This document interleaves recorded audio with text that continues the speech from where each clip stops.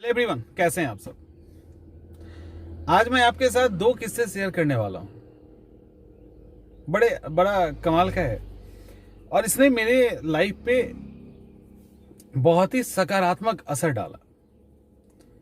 ये किस्सा उस समय का है जब मैं यूपीएससी की तैयारी करने गया था।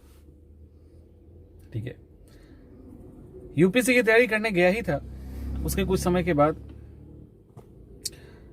और ये मैं आपको इसलिए सुना रहा हूं कि मेरे पास कुछ समय से कुछ सजेशंस आ रहे हैं। लाइक कि सर, मतलब सजेशन ये है कि सर आपको कोट पैंट में ही आना चाहिए, थोड़ा सा गंभीर होना चाहिए आपको।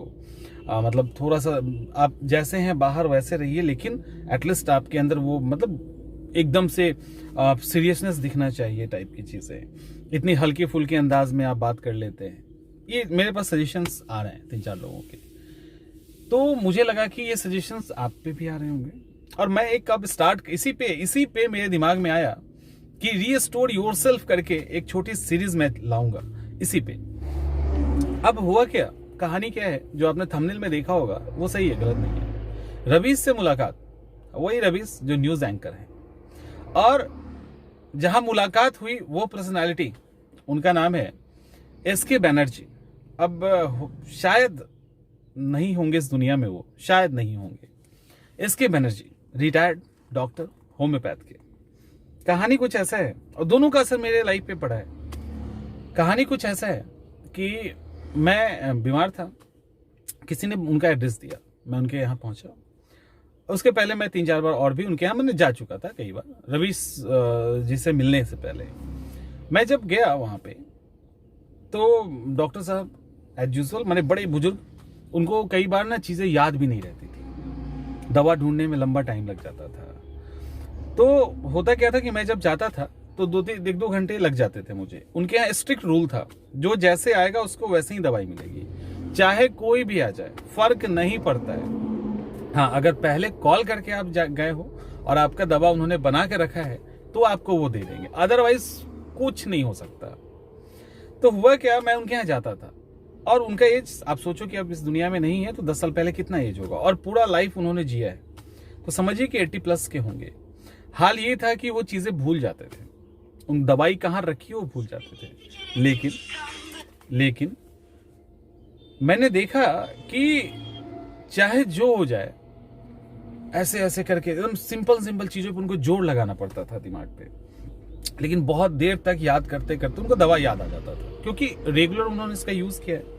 और दवा बड़ा सस्ता, 20 रुपए 30 रुपए ऐसे करके, उस महंगाई में उन्होंने 20-30 रुपए का दवा दिया था। तो वो बेचारे बहुत, और कभी मान लो वो दवा ना मिले तो क्या होता था, नहीं मिले अगर तो क्या होता था, वो नहीं देते थे। ये नहीं कि कोई उसके जगह सब्स्टिट्यूट दे देंगे, वो बोलते थे मेरे पास नहीं है। क्लियर। अब सोच रहा हूँ ये क्या बता रहे हैं, बट अब सोचिए किस एज के हैं, लेकिन आदत ने क्या किया, उनको आदतन वो याद हो गई कि ये दवा ही चलेगा, और उनके टेबल पे सब बिखरा होता था। तो जब मैं वहां जाता था तो उनके और पेशेंट, जैसे मान लो मेरे पहले 5% बैठे हैं, टाइम लगता था, बुजुर्ग तो थे ही, टाइम लगता था, बातें अच्छे से करते थे। तो उस 5% या मैं भी हूं, तो उनका दवाई मैं ढूंढने मतलब कोशिश करता था कि ढूंढ के दे दूं। तो स्टार्टिंग में 1-2 बार जब मैं गया तो उनको लगा कि पता नहीं बॉटल फोड़ फाड़ देगा ये, तो उन्होंने बोला नहीं कोई नहीं। बट धीरे धीरे थोड़ा सा हम लोग फ्रेंडली हो गए। और जब मैं जाता था तो वो मुझे कहते थे पटना वाला, कहते अच्छा पटना वाला आ गए, उनको नाम हम तो याद रहता नहीं था।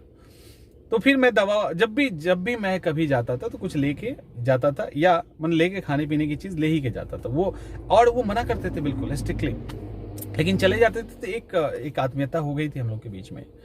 तो मैं जाता था और फिर दवा उनको ढूंढने में मदद करता था। तो तब मैं जब कभी किसी दिन, अब सालों में 1-2-3 ही बार होता था, लेकिन जब भी मैं जाता था तो उनको लगता था आ गया ये, तो आराम से वो अब मुझे दवा ढूंढने देते थे, मेरा अपना। और इतनी जॉली मूड के पर्सनैलिटी, इतने जॉली मूड के, उन्होंने एक कहानी सुनाई। आप लोग तो स्टूडेंट है ना, तो उन्होंने एक कहानी सुनाई थी। मैं अभी गाड़ी रोक के इसलिए बोल रहा हूँ कि अभी कॉल आया था मेरे पास, तो मैं भूल जाता, फिर नहीं बात हो पाती इस पे। तो उन्होंने कहानी सुनाई बलदेव सिंह की, जिन्होंने जो क्या थे, जिनको डिफेंस मिनिस्ट्री मिला था, बलदेव थे, डिफेंस मिनिस्ट्री मिला था। तो उनकी एक बड़ी फनी कहानी सुनाई। नया मैं यूपीएससी करने गया ही था, वो जो अभी याद हुआ ना, वो आज तक याद है। जब भी कभी मैं पढ़ाता हूँ तो उनका चेहरा याद आ जाता है। बीच में बीमारी पड़े थे तो मैं गया। और इतनी जॉली पर्सनालिटी, उनकी वाइफ नहीं, बेटा नहीं, बेटी थी, कभी कभी आती थी, अकेले रहते थे, एक मेड आती थी खाना वाना बनाने। इतने जॉली पर्सनालिटी, मतलब खूब बातें करते थे, नॉलेजफुल इंसान, और दुख तो दिखता ही नहीं था चेहरे पे कभी। उतने बुजुर्ग होने के बाद चोट लग जाती थी, कुछ भी होता तो बोले होता रहता है, और एकदम कमाल की पर्सनालिटी। हुआ क्या, उनके यहाँ मैं एक दिन गया था, संयोग ऐसा था, एक दिन गया था तो थोड़ा सवेरे पहुंच गए, और वो टाइम पे गेट खोलते थे। उसके पहले अगर बेल बजाए ना तो गेट खोल के देखते थे, नहीं 10 बजे आना। तो चूंकि एक रिलेशन हो गया था तो मैं 9:30 के आसपास पहुंच गया। तो वो संजोग से मैं पहले कॉल कर दिया था, तो वो ऑफिस अपने चैम्बर में बैठे हुए थे, और चेहरा देखा तो उन्होंने गेट खोल दिया, अदरवाइज नहीं खोलते। मैं वहां पे अपनी दवाई ले रहा था, मेरी दवाई मिल नहीं रही थी, सुनिए अच्छे से, मुझे मेरी दवाई नहीं मिल रही थी। उन्होंने बोला दवाई तुम्हारी है नहीं। तब तक एक पर्सनैलिटी उसके अंदर इन करते हैं,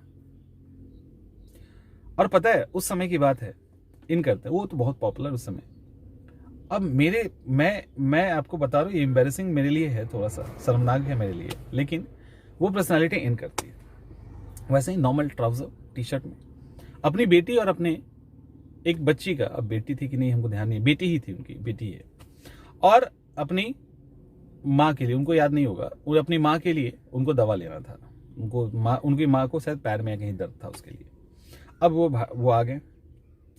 अब क्या हुआ पता है, अब मुझे पता है कि ये आदमी बड़ा फेमस है, ये आदमी बहुत पॉपुलर है, ये आदमी न्यूज एंकर है, बट मुझे ये नहीं पता था कि उसका नाम क्या है। अब नाम याद ही नहीं, नाम याद था मुझे पहले, अब उस समय नाम याद नहीं आ रहा। मैं थोड़ा इंट्रोवर्ट पर्सनैलिटी, साई टाइप का इंसान। अब मुझे लग रहा है कि मैं इनको कैसे कहूं कि मैं आपको जानता हूं। आपको पता है क्या हुआ, बड़े एकदम जैसे आप देखते हो ना रवीश कुमार को, एज इट इज वही है वो, एज इट इज, क्योंकि आधे घंटे से ऊपर हम लोग एक साथ रहे।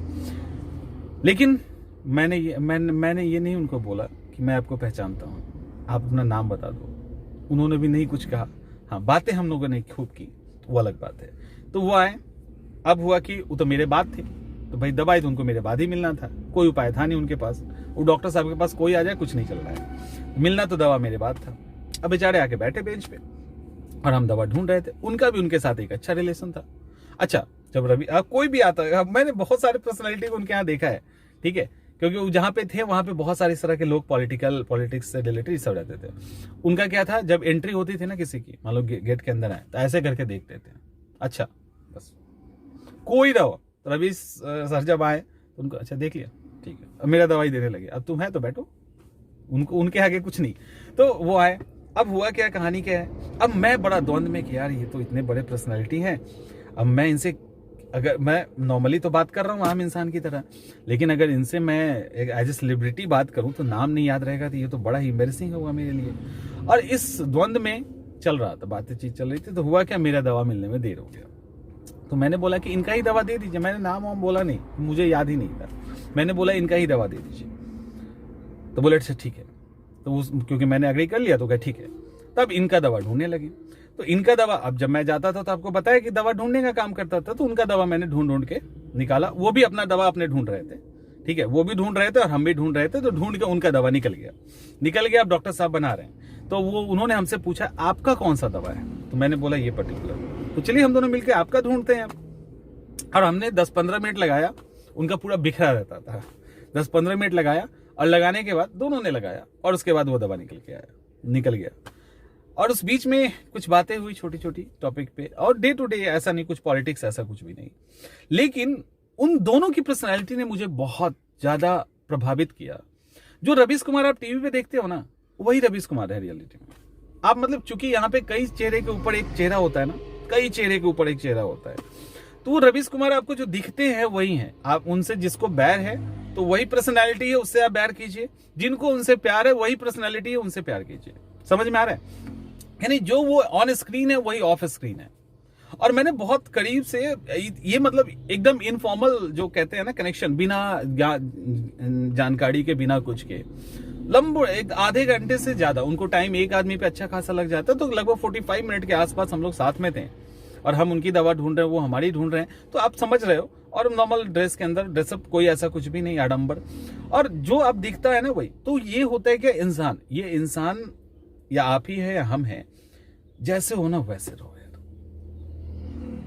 अपनी पर्सनैलिटी, अपनी आइडेंटिटी ही खो दें तो क्या फायदा हुआ? कुछ नहीं।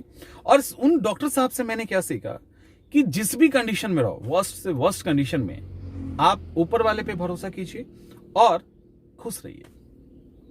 मतलब वो शख्स 80-85 की उम्र में इतना फनी, इतना एंटरटेनिंग कि आपको पता, आपको बिलीव नहीं होगा कि मैं जब जाता था तो मैं जान के लेट से पहुंचता था कि एटलीस्ट 2-4-10 आदमी आगे मेरे आ जाए। सोचिए कभी ऐसा होता है?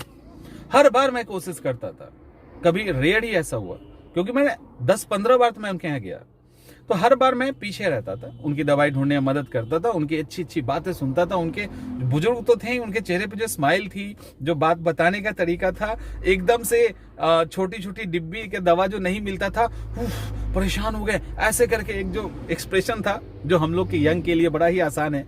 अब वो दवा ही भूल रहे हैं, अब उस छोटे से दवा को याद करने के लिए पूरा एफर्ट कर रहे हैं, लेकिन दूसरा दवा नहीं देते थे, पूरा एफर्ट कर रहे हैं। और वो जो परेशानी दिखती थी और उसके बाद जो खुशी मिलती थी उनको दवा मिलने का, हाँ मिल गया, समझ में आ रहा है? वो जो बचपना था ना, कमाल का था। तो हम लोग में क्या है कि हम लोग ना अपनी, हम लोग क्या कोशिश क्या कर, हम लोग की क्या होता है कि ऑन स्क्रीन हम कुछ और रहने की कोशिश करते हैं, ऑफ स्क्रीन कुछ और रहने की। अरे मुझे कोट पैंट पहनना नहीं पसंद है यार, तो नहीं है। और आपको ये सजेशन दे रहा हूं मैं कि देखिए, बहुत ऐसे ऐसे आपको व्यक्तित्व मिलेंगे, बहुत ऐसे ऐसे पर्सनैलिटी मिलेंगे आपको, जो आपको, आप अगर कंपेयर करोगे किसी सूट बूट वाले से तो वो कहीं नहीं टिकेंगे, लेकिन जब वो बोलने लगेंगे, जब मुंह से आवाज निकलेगी, जब सेंटेंस निकलेंगे, जब डेप्थ नजर आएगी और वो परखने की क्षमता आपके अंदर होनी चाहिए, तब लगेगा कि अरे क्या आदमी है यार ये। समझ में आ रहा है? तो ये चीजें जो है ना, कभी भी बाहरी आडंबर और 2-4-5-7 चेहरे रख के आप अपने लाइफ में सुकून नहीं रख सकते, आप अपने लाइफ में ईमानदार नहीं हो सकते। तो ये मतलब मैं इसलिए कह रहा हूं कि कोशिश करिए, और बहुत कम रिसोर्स में हम लोग बहुत अच्छे से रह सकते। कोविड ने सिखा दिया, फिर हम लोग भूल गए। क्या बहुत जरूरत है? नहीं जरूरत है। इतनी करप्शन, ये वो, मैंने डॉक्टर्स के बीच में कितनी मारामारी है, लगता है कि इंसान का किडनी बेच के खा ही लेते थे लोग। और एक वो डॉक्टर हैं जो 30 रुपए में इलाज कर रहे हैं, 20 रुपए में। और पता है एक और बात, कभी कभी मान लो मुझे लेना हुआ, मेरी मम्मी के लिए हुआ, मैंने 2-3 आदमी को लेके चले गए, कोई और दोस्त था उसका हुआ, तो मान लो 200 रुपये हो गया, 250 रुपया हो गया अगर बिल, तो कहते अरे बाबा बिल बहुत हो गया। हम बोले कितना हुआ? बोले 250 रुपया हो गया। बोले तो हम तो, मेरे लिए तो कम ही था क्योंकि हम तो जान रहे इतने लोगों का दवा ले रहे। बोले 250 रुपया हो गया, ऐसा करो कि तुम हमको 180 रुपया दे दो। ऐसे कहते थे, तो मैं पूरा पैसे देता था, मैं कम नहीं करता था, ये तो ऑलरेडी कम था। लेकिन मतलब आप सोच रहे हैं, वो ईमानदारी आपको दिखनी चाहिए, वो मतलब वो जो ईमानदारी एक्चुअली वो उसकी कीमत है। लेकिन हम इस चकाचौंध की दुनिया में ना वो सब छोड़ रहे हैं, इसके कारण लोग ना चेहरे के ऊपर चेहरे लगा रहे हैं। तो जो जैसे उसको वैसे ही रहने दीजिए, और आप उसके अंदर का जो ईमानदारी है, सच्चाई है, जो एक सफेदपन है अंदर में ना, एक जो नेचुरलिटी है, वो उसकी कीमत है। अगर वो उसी तरह से है जैसे घर में है और आपके साथ है, तो समझिए वो ईमानदार है, वो आपको कभी धोखा नहीं देगा और आपका कभी मतलब आपके साथ कभी गलत नहीं करेगा। ठीक है? तो ये आपको भी देखना है। ऐसे ऐसे लोगों को सुनिए, ऐसे ऐसे लोगों को सीखिए, मतलब ऐसे ऐसे लोगों के साथ रहिए थोड़ी देर, और जब भी ऐसे लोग मिले ना, उनका रिस्पेक्ट कीजिए।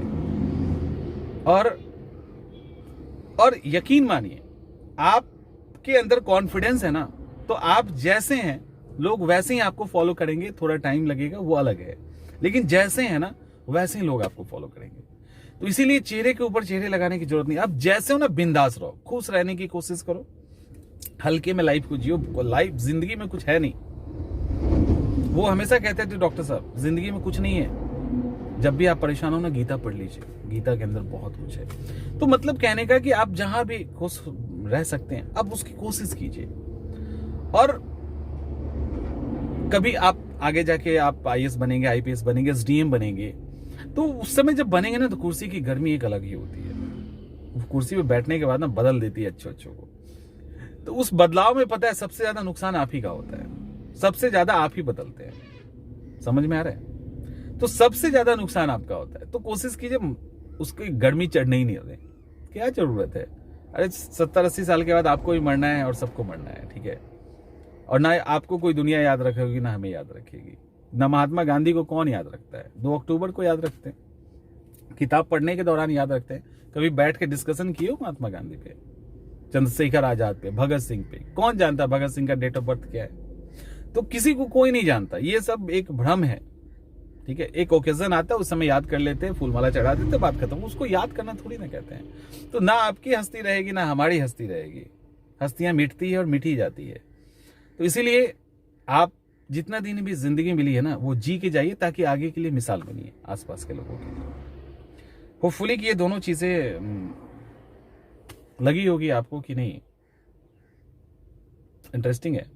और प्लीज इसको फॉलो करने की कोशिश कीजिएगा। मैं तो करता हूं, आप भी।